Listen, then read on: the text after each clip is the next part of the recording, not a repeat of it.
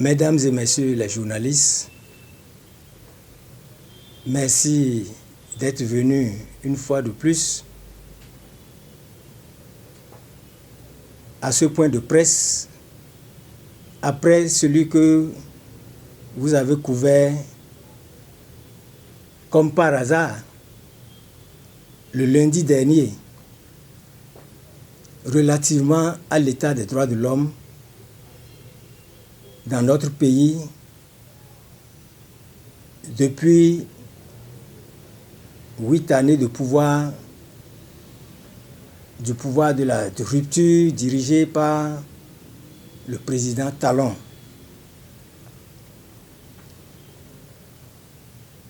Nous dénoncions au cours de ce point de presse les violences physiques des policiers sur nos citoyens, nos concitoyens,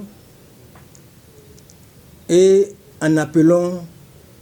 à la retenue tant au directeur général de la police, au ministre de l'Intérieur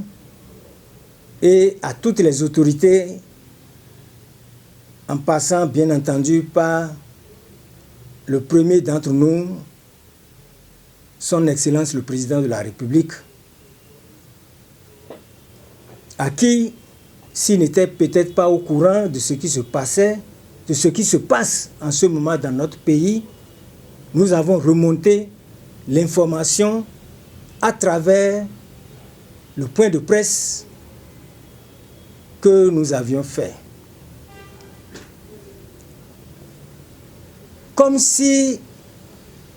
le temps nous donnait raison, eh bien, mesdames et messieurs, nous sommes aujourd'hui devant une situation grave, inacceptable. Il s'agit des violences physiques de policiers de la police républicaine sur un citoyen à Natitingou et son arrestation arbitraire pour avoir filmé et diffusé ce forfait inadmissible sur les réseaux sociaux. L'ODHP, par ma voix, condamne fermement cette interpellation illégale et arbitraire et demande au gouvernement de mettre fin à la campagne de massacre et de terreur contre le peuple béninois qui a faim, qui a soif et qui ne sait plus à quel saint se vouer en ce moment. Mesdames et messieurs les journalistes, il nous est donc revenu que Moïse Badjagou, puisque c'est de lui qu'il s'agit, résident à Natitingou, aurait été interpellé le 12 avril 2024 par la police républicaine et gardé à vue dans les locaux du commissariat de police de cette ville pour être présenté au procureur de la République près le tribunal de première instance de deuxième classe de Natitingou ce lundi 15 avril. Mesdames et messieurs, l'heure est grave. Nous aurions appris que cette arrestation serait intervenue à la tombée de la nuit, en pleine rue.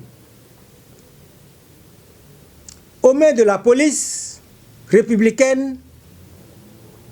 il serait reproché à M. Moïse Badjagou d'avoir filmé le scandale des policiers molestant en bande organisée un citoyen béninois comme eux, pour non-port de casque, au cri rageur de briser lui les côtes. Cela joignant le geste à la parole avec de violents coups de godasse sur les côtes de ce citoyen déjà à terre, encerclé par cette horde de policiers déchaînés contre lui. Ce sont là deux faits extrêmement graves, béninoises et béninois. Ces faits inadmissibles de violation des droits de l'homme dans notre pays ne peuvent plus continuer et nous laisser indifférents, nous, défenseurs des droits de l'homme.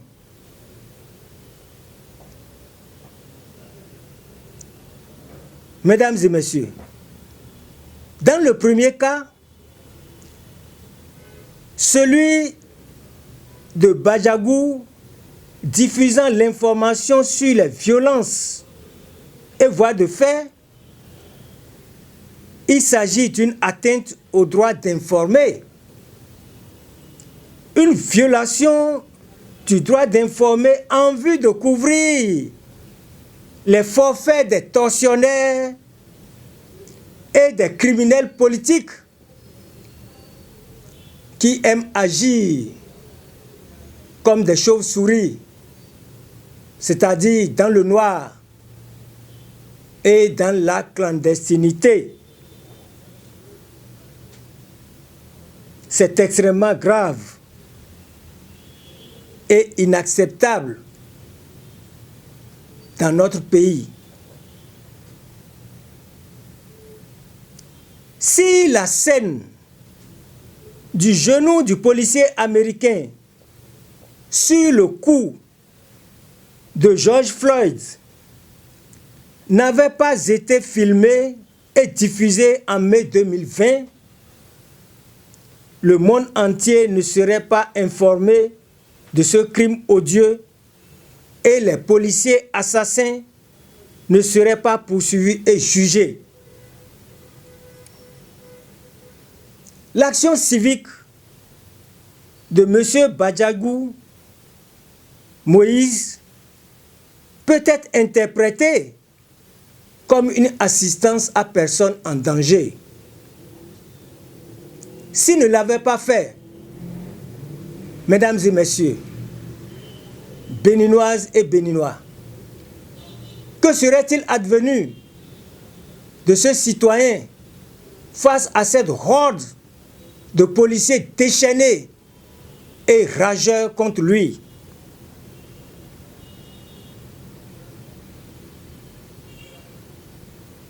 Mesdames et messieurs, dans le second cas, on a affaire à des actes de violence et de voies de fait horribles qui confirment notre dénonciation de ce que les agents de police agissent ainsi en exécution de l'appel au massacre des citoyens lancé par la Direction générale de la police républicaine avec la directive ferme que, je cite, la répression sera rude.